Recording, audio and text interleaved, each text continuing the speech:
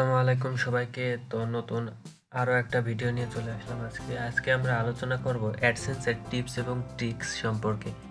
কিভাবে খুব তাড়াতাড়ি অ্যাডসেন্স পেতে পারি এই সম্পর্কে কিন্তু আমার আগেরও একটা ভিডিও ছিল। তো তখন আমি আরেকটা সাইটে অ্যাডসেন্স পেয়েছিলাম।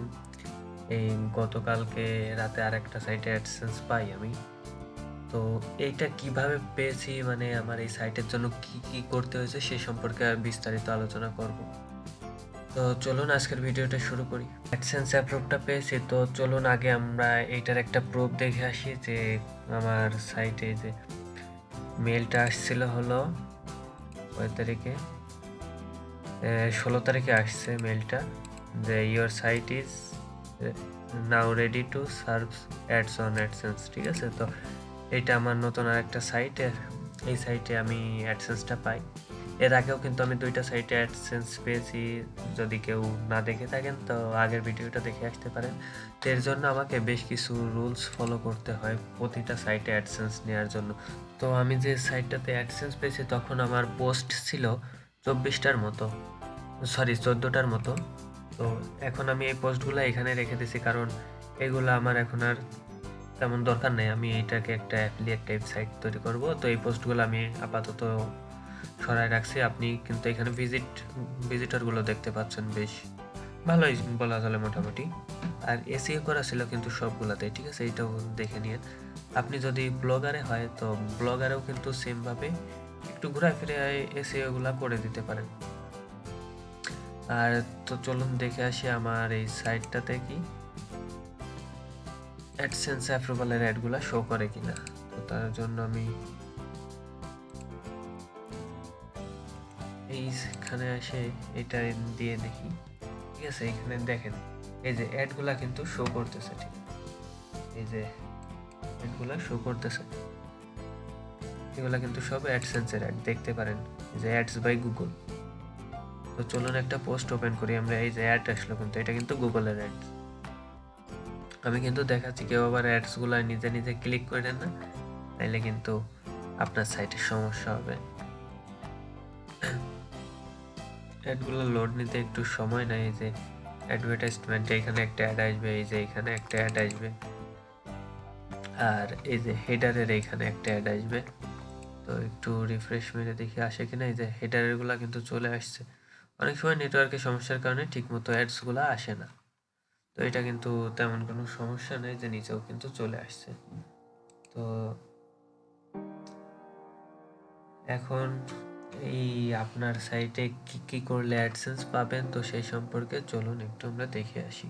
যখন আপনি কোনো সাইটে অ্যাডসেন্স নিতে যাবেন তখন প্রথমে আপনার ফোকাস করতে হবে কন্টেন্ট রাইটিং নিয়ে।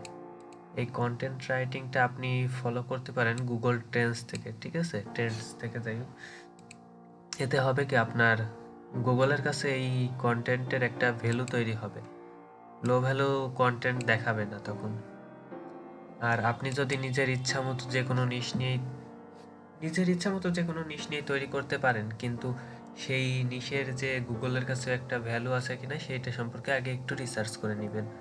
তো আপনার পোস্টগুলো যেন এসইও ফ্রেন্ডলি হয়, ঠিক আছে, এসইও ফ্রেন্ডলি পোস্ট করবেন, এতে আপনার অর্গানিক ভিজিটর আসার সম্ভাবনা থাকবে। আর যা অ্যাডসেন্সের জন্য খুব একটা গুরুত্বপূর্ণ না হলেও কিন্তু আপনার যখন অ্যাডসেন্সে অ্যাপ্লাই করবেন তখন অ্যাডসেন্সটা পাওয়ার আর কি চান্স অনেক গুণে বেড়ে যাবে। আর সাইট ডিজাইন নর্মাল ভাবে একটু সাইটটা হালকা পাতলা ডিজাইন করে নেবেন, ঠিক আছে, আমার সাইটটার মতো হালকা পাতলা কোনো রকম একটু লোগো টোগো সেট আপ করে ক্যাটাগরি, তারপরে যেসব পেজগুলা দরকার হবে পেজগুলা কিন্তু মাস্ট বি দিতেই হবে। আর এই যে ব্যাকলিঙ্ক, এটা কিন্তু অনেকেই বলে না, ঠিক আছে, কিন্তু আমি একটা জিনিস খেয়াল করছি, এই ব্যাকলিঙ্কটা যখন দেয়া হয় 4-500 ব্যাকলিঙ্ক হলে আপনার সাইটের জন্য আর কি সাইটের ভ্যালুটা গুগলের কাছে আরও একটু বেড়ে যায়। এতে আপনার সাইটের যে ডোমেন অথরিটি, এই ডোমেন অথরিটিটা আর একটু বেড়ে যায়, যার কারণে অ্যাডসেন্স পেতে অনেকটা সুবিধাও হয়। অনেকের দেখা যাচ্ছে 2বার অ্যাপ্লাই করছে কিন্তু হচ্ছে না, ততদিনে হয়তো অল্প কিছু ব্যাকলিঙ্ক তৈরি হয়ে যায় অটোমেটিক্যালি বিভিন্ন পোস্টের দ্বারা। তো ওই ক্ষেত্রে দেখা যায় আপনার ডোমেন অথরিটি একটু বাড়লো গুগলের কাছে, তখন ওই সাইটটার একটু ভ্যালু বাড়তে শুরু করলো, তখন আপনার অ্যাডসেন্স অ্যাপ্রুভাল পেতে একটু সুবিধা হবে। আর গুগল নিউজ পাবলিশার্স এটা হয়তো জানেন, আপনার পোস্টগুলো যদি ইন্ডেক্স হইতে প্রবলেম হয় তখন আপনি গুগল নিউজ পাবলিশার থেকে অ্যাপ্রুভ করিয়ে নেবেন, এতে আপনার অ্যাডসেন্সের জন্য ভালো হবে আর পোস্ট ইন্ডেক্সের কোনো ঝামেলাও থাকবে না। আর অর্গানিক ভিজিটরের কথা তো বললামই। ইন্টারলিঙ্কিং, এই ইন্টারলিঙ্কিং করবেন আপনার যদি আগে কোনো পোস্ট করা থাকে ওই পোস্টের লিঙ্কটা আপনার পরবর্তী পোস্টের সাথে লিঙ্ক করে দিবেন। এতে আপনার যদি আগের পোস্টে ইন্ডেক্স না হয়ে থাকে কিন্তু গুগল নিউজ পাবলিশারের নেওয়ার পরে যদি পরের পোস্টে ইন্ডেক্স হয় তখন আপনি ওইভাবে ইন্টারলিঙ্কিং করে আগের পোস্টগুলোও ইন্ডেক্স করে ফেলতে পারবেন, এতে হয়তো কিছু ভিজিটরও বাড়বে। এই সমস্ত পদ্ধতিগুলো ফলো করে কিন্তু আপনি খুব সহজেই অ্যাডসেন্স অ্যাপ্রুভাল নিতে পারেন। কিন্তু অনেকে দেখা যায় যে কেউ কন্টেন্ট রাইটিংয়ে ফোকাস করতেছে না, নিজের ইচ্ছা মতোই আর কি সব কিছু লিখে যাচ্ছে, তখন আবার এসইওর ক্ষেত্রেও কিন্তু দেখতেছে না, কিন্তু সাইটটা অনেক সুন্দর করে ডিজাইন করছে, এক্ষেত্রে কিন্তু আপনার কোনো লাভ হবে না। মেইন আপনার এই কাজটা করতেই হবে, কন্টেন্ট রাইটিং, ঠিক আছে?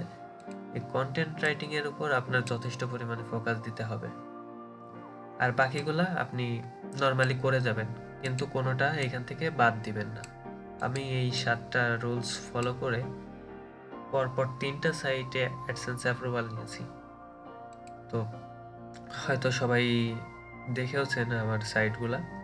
যাই হোক, যদি অ্যাডসেন্স অ্যাপ্রুভাল নিতে কোনো প্রকার সমস্যা হয় অবশ্যই আমাকে মেসেজ করতে পারেন ফেসবুক পেজে, তো আমি যথেষ্ট পরিমাণ হেল্প করার চেষ্টা করব।